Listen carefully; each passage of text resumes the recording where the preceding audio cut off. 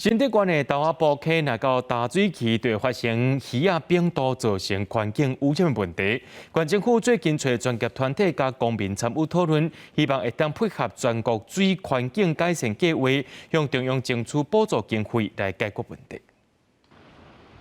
大量的鱼仔病毒浮在水面，现场阁传出臭臭味。新德县豆仔埔溪只要天气热欠水，溪水游泳量无够，常常就出现这款状况。县政府除了举办说明会，也找来公民团体做伙讨论，要怎解决问题。其实这个水的状况一直是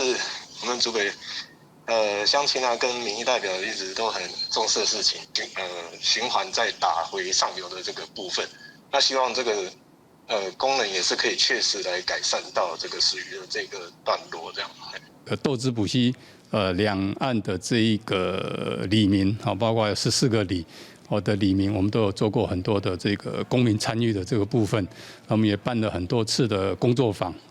那我们也邀请了当地的里民代表，还有乡亲，大家来参与提供意见。豆仔埔溪全长11.4公里，未来按算分期分段整治，除了规划农业区，佮串联步道甲脚踏车的车道，希望向中央争取2亿的建设经费。那后续我们可能除了治理以外，水质的部分，我们会针对整个水环境来做加强，包括灯光或者是清水步道等等。